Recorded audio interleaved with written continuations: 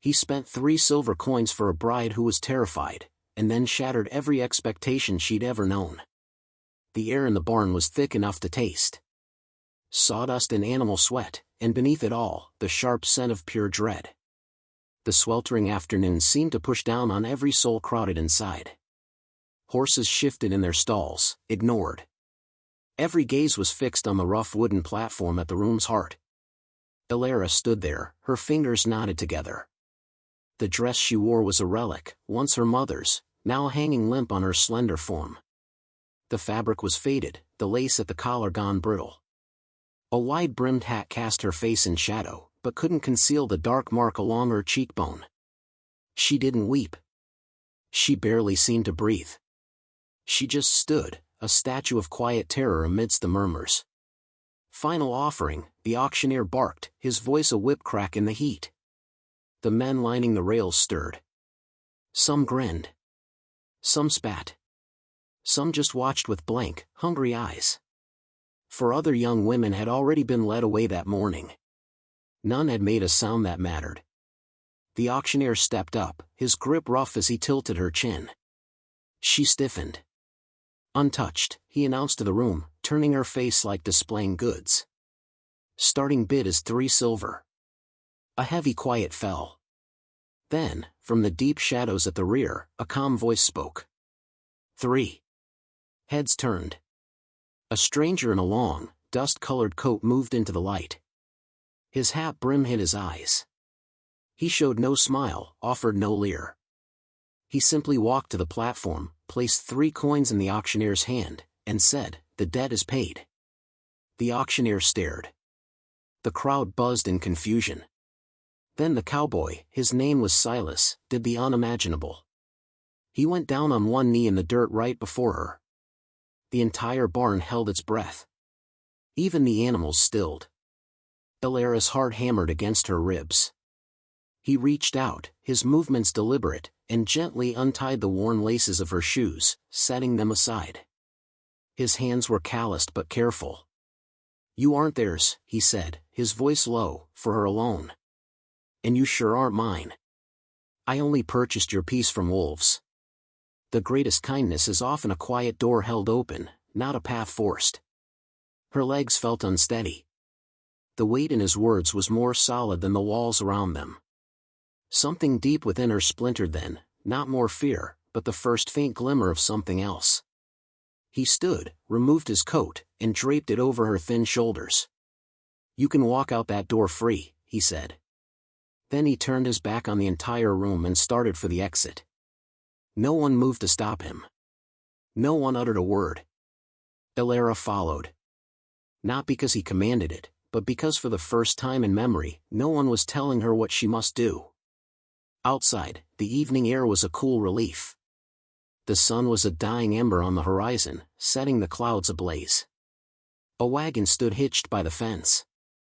Silas climbed up to the driver's seat and gathered the reins. He didn't look back. "Coming or staying?" he asked, his tone even.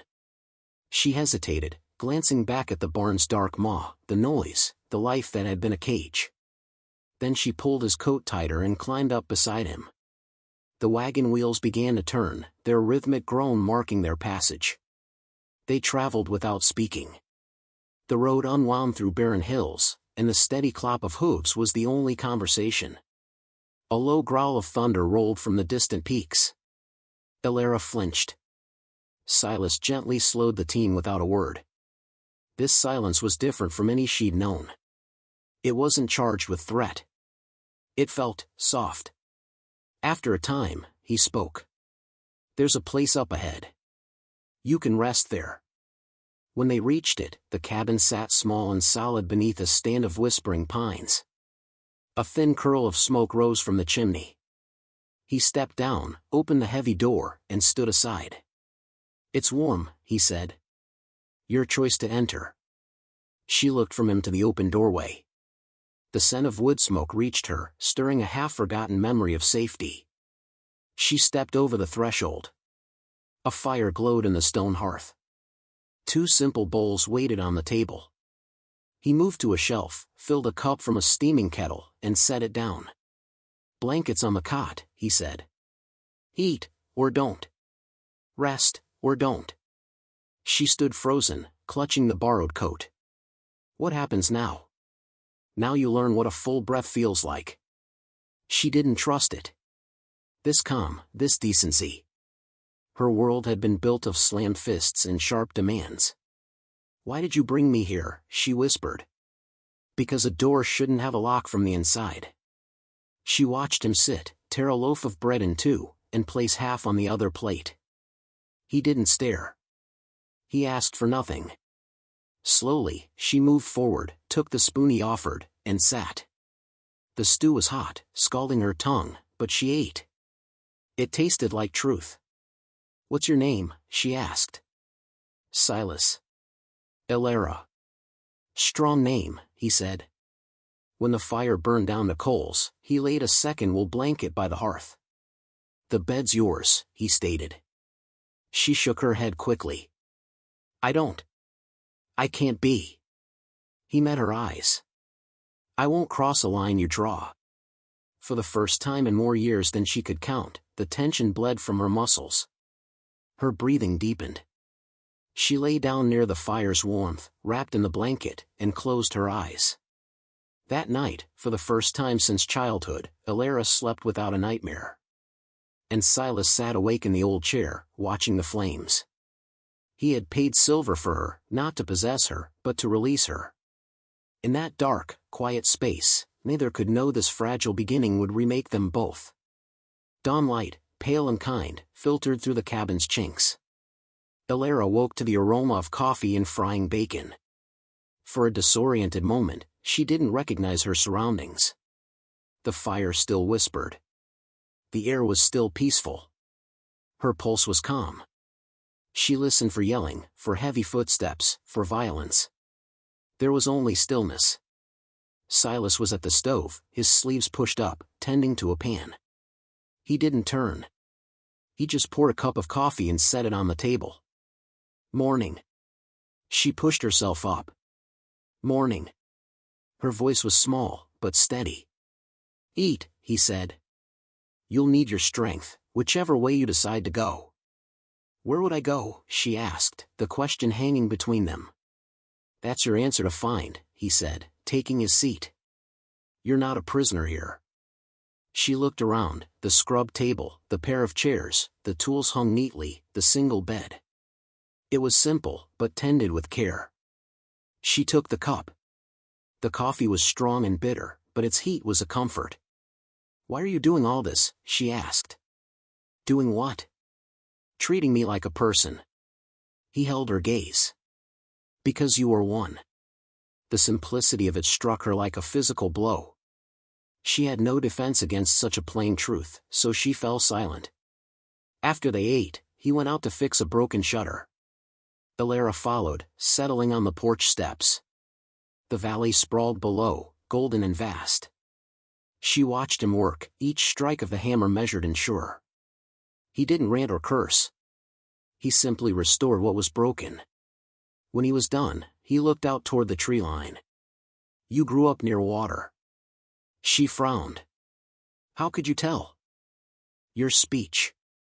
And your hands. They've known hard labor. She looked at her own hands, reddened, nails cracked. I worked the land with my mother. Before she was gone. He nodded. No probing questions. No false sympathy. Just an acknowledgement.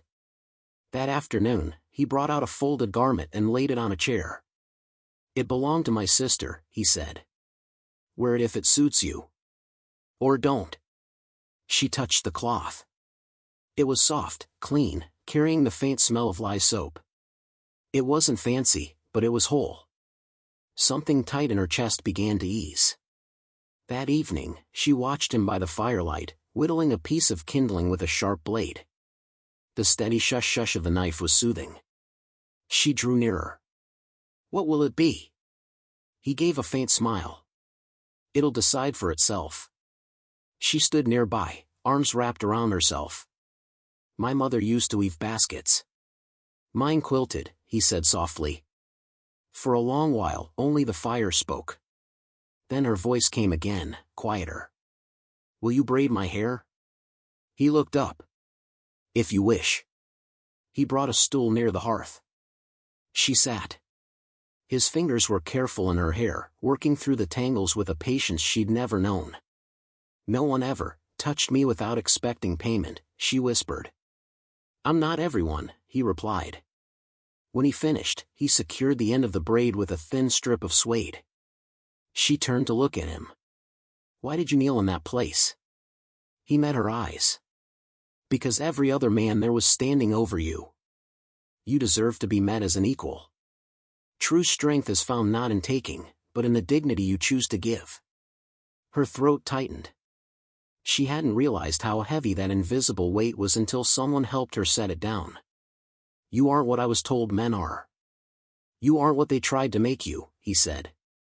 When she stood, she didn't retreat. He didn't advance. They simply shared the same patch of quiet ground. "Do I owe you something?" she asked. He shook his head. "Nothing. But you own whatever comes next." That night, she chose the bed. Not from obligation, but because she could. Silas kept his watch by the fire. Morning brought a gentle snow, dusting the world in white. Silas was outside splitting wood when Elara stepped onto the porch in the borrowed dress. It fit a little loosely, but it covered her. She watched him cleave a log with a single, efficient stroke. He glanced up, but said nothing. "I want to help," she said. He nodded and handed her a smaller axe. She set a chunk of wood on the block, swung, and missed, the blade thudding into the frozen earth. She winced. "Aim matters more than force," he said. "Try again, with intention." She did. This time, the wood split with a satisfying crack. A ghost of a smile touched her lips. "They always said I was too frail. Too delicate." "They were wrong," he stated. "You weren't broken. You were buried. That's not the same thing." She swallowed hard. No one had ever spoken such a truth to her. By midday, they had built a tidy stack of firewood. She wiped her brow. "What do you want from me?" she asked again, the old fear resurfacing. He set his axe down and considered. "A quiet cup of coffee at dawn," he said finally. "Someone who doesn't jump at shadows. A shared silence that isn't empty." Tears pricked her eyes. "That's all?" "That's everything," he said. Inside, the fire was bright once more. She scrubbed vegetables while he honed a blade. After a time, she spoke into the comfortable quiet. "Why me?" He paused his work. "Because your eyes hadn't gone out. There was still a spark there." She stared into the flames. "You braid my hair. But your hands never wander." "That's the touch that counts," he said. "The one that understands no before the word is spoken." She turned to face him. "How long will you wait?" "As long as it takes for you to believe kindness doesn't always have a price tag." The firelight danced across his features. The tears came then, but they didn't scald. They soothed. Outside, the snow continued its silent fall. Inside, something tender and resilient was putting down roots. By the third morning, the snow had melted, leaving the world scrubbed clean. Elara stood in the cabin doorway, watching the sun crest the ridge. Her braid was a rope down her back, and the old dread that lived in her bones felt quieter, smaller. She was still learning how to exist without a constant lookout for danger.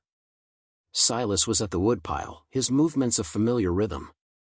He glanced up, and something warmed in his gaze. No speech was required. She walked down, selected a piece of wood, and set it on the block. He passed her the axe. She swung, and the clean split echoed in the crisp air. "You're learning," he said. "I'm remembering who I was," she replied. A small, true smile touched his lips before he returned to his task. The breeze carried the scent of pine and damp earth. Inside, the sound of a child's giggle broke the stillness. Ben, Silas's young nephew, just 5 summers old, had been with them for some weeks. His parents had been taken by a fever the previous winter, and Silas had become his guardian. Elara hadn't planned to care for the boy, but her heart had claimed him anyway. He was a shadow at her skirts, a small warm weight beside her at night. That morning, she found him at the table, drawing shapes in the ash dust with a bit of charcoal. "Morning, Ben." He looked up, grinning a toothless grin. "Mornin', Miss Elara." She poured milk into a cup for him and sat down. Watching him made her heart ache in a new way, the ache of witnessing something whole and joyful. Silas stepped inside, knocking mud from his boots. "We'll head to the settlement today," he said. "Need grain for planting before the season turns." Elara nodded. "I'll make provisions for the journey." When he went back out, she let her eyes roam their home, the tidy bed, the clean dishes, the glowing hearth. It wasn't lavish, but it was theirs. Later, she found the small tin box Silas kept on the mantel, the one that once held rifle cartridges. Now it held something else. Inside was the suede strip he'd used to tie her hair that first week. She had given it to him when she was still a stranger to herself. She lifted it, her fingers tracing the softened leather. She looked across the room at him. "You saved it." He nodded. A reminder that some choices change everything.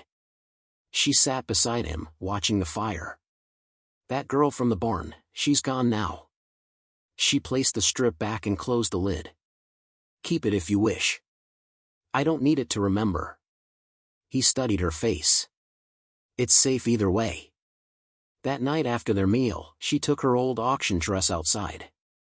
It was clean now, the stains washed out, the fabric worn soft. She knelt in the cool earth behind the cabin and dug a small hole with her hands. The soil was cold but yielding. She placed the dress within, covered it, and patted the earth smooth. When she stood, her palms were soiled and her fingers shook, but her spirit was steady. She whispered to the dark, "Your claim on me is finished." When she returned, Silas was in the rocking chair, carving the shape of a hawk from a block of cedar. He didn't ask. She didn't explain. This time, she didn't sit across from him. She sat on the floor beside his chair. He glanced at her dirt-stained hands. "You laid her to rest," he said quietly. "Yes." He gave a single nod, then handed her the half-formed bird. "You made this?" she asked. "For Ben. Something to hold when the nights are long." She turned the carving over, feeling the smooth potential of its wings. Then she spoke, her voice barely above the fire's murmur. "I'm not here out of debt. I know. I'm here because this is where I choose to be." He smiled then, a real smile, unforced and true. "That's all I ever wanted." The firelight wove a dance between them. She let her head rest against his knee. The world beyond the walls fell away. After a long, peaceful silence, she whispered, "Would you still ask me, one day? Properly?" He looked down at her, his voice gravel-soft. "Only if you ever want me to." She took his hand and placed it over her own heart. "Consider this my answer," she said. "Not because you paid silver. Because I offer it freely." He said nothing. Just held her hand as if it were the most precious thing he'd ever been given. The next morning, Ben's delighted shouts filled the yard. Silas was pulling him across the lingering patches of snow on a sled fashioned from old crate wood. The boy's joy was a bright thread in the cold air. Elara watched from the porch, her arms crossed against the chill, a smile on her face. The wind tugged at her shawl, but she didn't cower. She didn't make herself small. She stood tall, the morning light catching in her braid. She was no longer the girl bought for 3 coins. No longer the trembling creature waiting for the next blow. She was something made new. A person unbound. A soul cherished without condition. Inside, the fire burned steady and bright. She stepped back over the threshold, and the warmth enveloped her. This time, the heat didn't feel borrowed. It felt earned. It felt like home. If this story of quiet redemption and chosen family moved you, please like this video and subscribe to Winds of Thought for more tales where hope finds its voice in the silence.